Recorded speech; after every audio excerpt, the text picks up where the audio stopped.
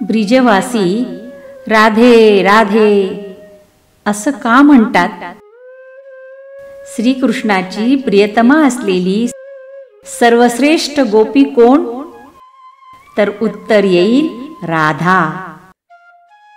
राधा ही वृंदावन जवळच्या बलसाना गावातील वृषभ नावाच्या गवळ्याची कन्या होती. तिच्या आईचे नाव कीर्तिदा.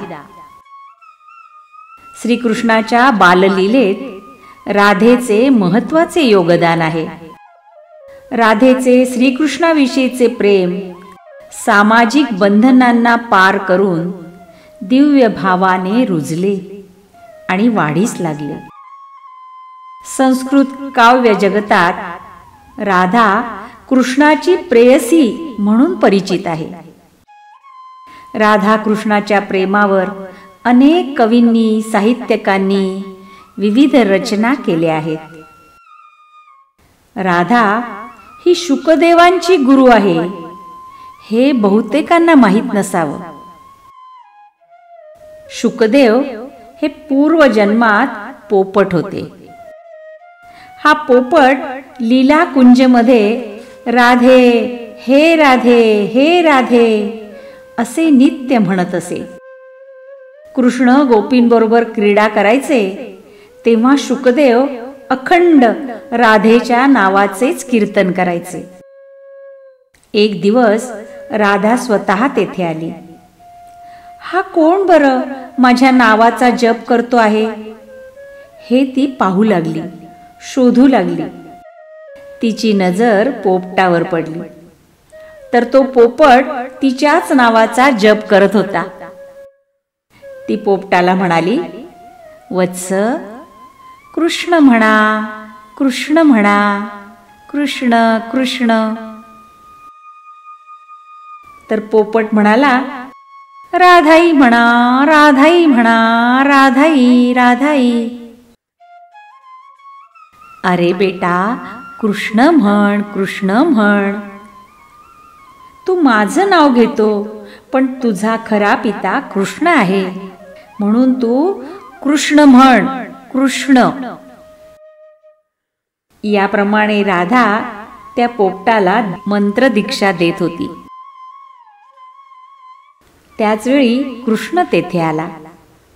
राधा कृष्णाला म्हणाली, हा पोपट मला खूप आवडतो. असं म्हणत राधानं पोपट कृष्णाच्या हातात दिला आणि अशा रीतीनं कृष्णाची आणि शुकदेवाची भेट झाली. म्हणजे ती राधेनं घडवून आणली.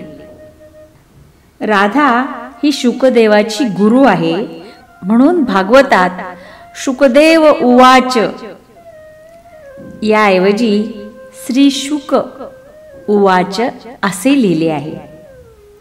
श्री शब्दाचा अर्थ आहे राधा. श्री म्हणजे राधा आणि शुक हे गुरु शिष्याचे नाव आहे.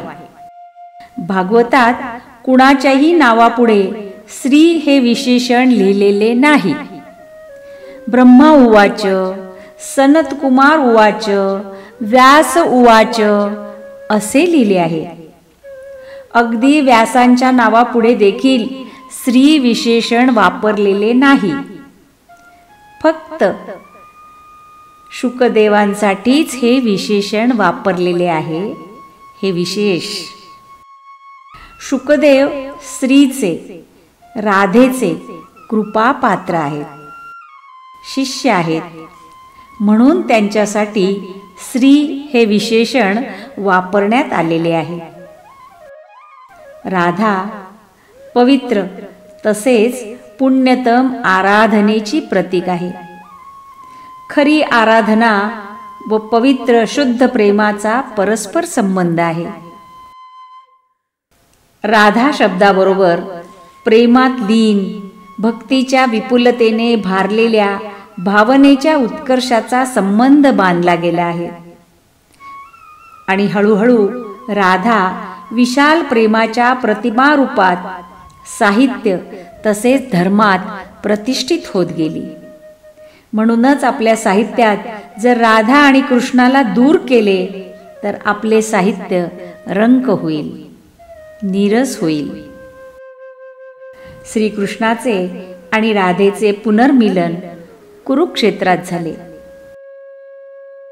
हे राधाकृष्णाचे अंतिम मिलन होते असे मानले जाते.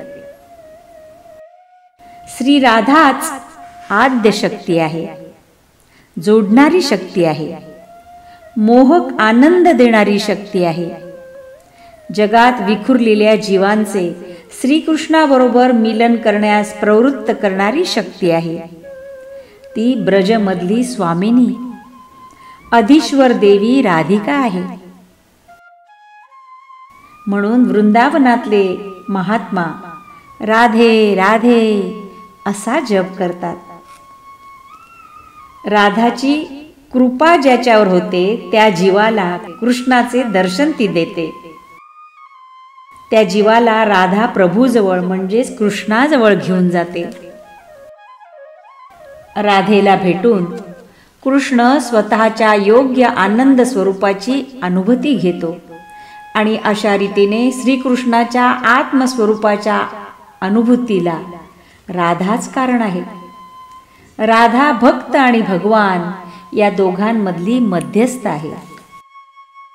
ती ईश्वर व जीवांच्या मधील दुवा होऊन भक्ती व रसरूपाने स्वतःच्या कार्याने विकास साधते. तर दुसऱ्या बाजूने भक्तांवर भगवानाची कृपा प्रवाहित होण्यासाठी ती कारणीभूत होते. राधाकृष्णाची मूर्ती वैष्णव संप्रदायात तसेच त्यांच्या साहित्यात उपासना करण्यासाठी मान्य आहे. वृंदावनवासी कृष्ण भक्त राधेला मानतात. एवढेच नाही तर दक्षिण भारतात ती गोपी नावाने आणि तामिळ प्रांतात नापिन्यई या नावाने प्रसिद्ध आहे. पूर्ण भारतात प्रत्येक प्रादेशिक भाषेत कृष्ण चरित्रात राधेचे अद्वितीय सौंदर्य, दिव्य प्रेम तसेच उदात्त उत्तुंग आनंदाचे उत्तम ग्रंथ उपलब्ध आहेत. परंतु राधेच्या लीलांचे कीर्तन तर ब्रजभाषेत तसेच ब्रजबोलीत सर्वस्व आहे. राधा भारतीय भक्ती आणि प्रेमाची सर्वोत्तम अभिव्यक्ती आहे. ती भारतीय साधना आणि आराधनेची परिसीमा आहे. राधाकृष्णाचे आध्यात्मिक तत्व पूर्णपणे वैदिक आहे. श्रीकृष्ण शक्तिमान आहे तर राधा श्रीकृष्णाची शक्ती आहे. श्रीकृष्णाला प्रिय असलेल्या राधेला प्रणाम. राधे राधे राधे राधे. गुजराती लेखिका नीला संघवी यांच्या स्त्री एटले शक्ती या पुस्तकावरून मराठी अनुवाद स्त्री म्हणजे शक्ती. अनुवादक शुभदा कापडणे. बासरी वादन मानस रासणे. वाचक स्वर होता ॲडव्होकेट प्रेरणा देशपांडे. मित्रांनो, असेच नवनवीन व्हिडिओ ऐकण्यासाठी बघण्यासाठी आपण माझ्या नवप्रेरणा एंटरटेनमेंट या यूट्यूब चॅनलला सबस्क्राईब करा, लाईक करा आणि शेअर करा. तुमची ही छोटीशी कृती मला खूप आनंद देते आणि नवनवीन व्हिडिओ बनवण्याची प्रेरणा देते. धन्यवाद.